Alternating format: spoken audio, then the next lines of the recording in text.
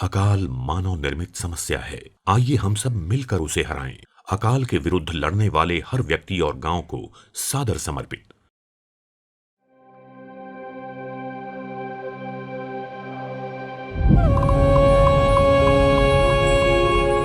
महाराष्ट्र में कर्ज के बोझ तले एक और किसान ने 2001 ते 2019 महाराष्ट्र राज्यात 32,605 शेतकऱ्यांनी आत्महत्या केली. राज्याच्या महसूल विभागाने ही धक्कादायक माहिती समोर आणली आहे. म्हणजे देवा, शेतकरी म्हणून पुढच्या जन्मात जन्माला घालतो.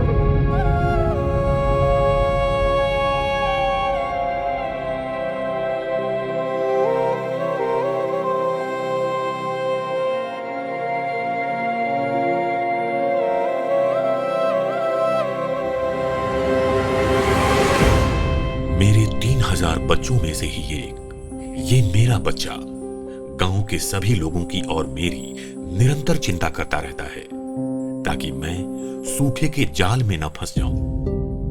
मैं कौन हूं?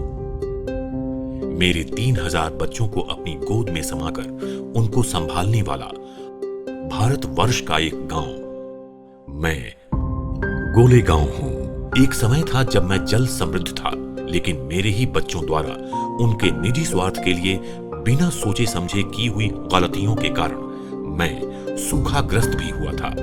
लेकिन उस संकट से छुटकारा पाने की एक नई राह भी मेरे बच्चों को मिली थी, पानी फाउंडेशन के रूप में। सभी लोगों की सहमति और स्वेच्छा से ग्राम सभा में निर्णय लिया गया, सत्यमेव जयते वाटर कप प्रतियोगिता में भाग लेना है। तब पानी फाउंडेशन ने तकनीकी और वैज्ञानिक प्रशिक्षण और ज्ञान दिया। फिर शुरू हुई एक तीर्थ यात्रा श्रमदान की। इस तीर्थ यात्रा की पूजा सामग्री थी तसले, फावड़े और कहती। मेरे क्षेत्र में जल संरक्षण के सभी उपचार पहाड़ों की चोटी से घाटी तक नियम का पालन करते हुए श्रमदान से किए जाने लगे। भारतीय जैन संगठन के सहयोग से आत्महत्याग्रस्त किसानों के 650 बच्चे महाश्रमदान के लिए एक उच्च विचार के साथ गांव यानी मेरे पास पहुंचे।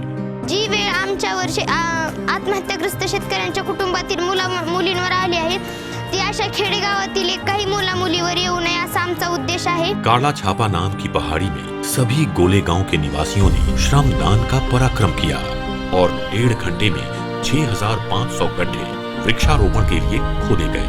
इस दिन सभी को अपनी एकता की ताकत का एहसास हुआ। अब प्रतीक्षा थी तो सिर्फ वरुण देवता की।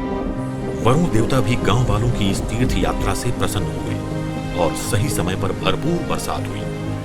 काला छापा पहाड़ी के परिसर में गायत्री परिवार के सहयोग से हजारों पौधे लगाए गए। बरसात का संचयित पानी धरती के पेट में पहुंचा, कुओं का जल स्तर बढ़ा। बड़ी मेहनत से कमाई हुई ये जल संपत्ति सदैव बची रहे, इसके लिए मेरे कुछ बच्चे फिर से काम में जुटे हैं। जल व भूमि व्यवस्थापन वाल्मी और पानी फाउंडेशन के मार्गदर्शन अनुसार आज वे बारिश की गिनती करते हैं, फसलों का सर्वेक्षण करके उनका लेखा जोखा रखते हैं, कुओं के जल स्तर का भी लेखा जोखा रखते हैं और इस जानकारी के आधार पर गांव का वाटर बजट तैयार किया जाता है। पानी की कमी है या बढ़ोतरी, ये हिसाब ग्राम सभा में रखा जाता है और फिर सबके अनुमति से पूरे गांव के फसल चक्र का नियोजन किया जाता है और उस पर अमल भी किया जाता है। अब भिन्न प्रकार की फसलें और बागवानी के कारण खेती हरी भरी हो रही है। दूध का उत्पादन भी बढ़ गया है। मेरे बच्चों की आय का बढ़ने का कारण उनकी पानी के प्रति समझ और अनुशासन है। नल द्वारा सभी घरों तक शुद्ध पीने का पानी पहुंचता है। मेरे बच्चे शौचालय का भी नियमित रूप से इस्तेमाल करने लगे हैं। ग्राम स्वच्छता का भी ध्यान रखा जाता है। अब अंत में मैं एक पते की बात आप सबको बताता हूं। याद रखिएगा, आप आपस में एकता और विश्वास बरकरार रखें, तभी सही मायने में ये जल समृद्धि हमेशा आपके पास रहेगी।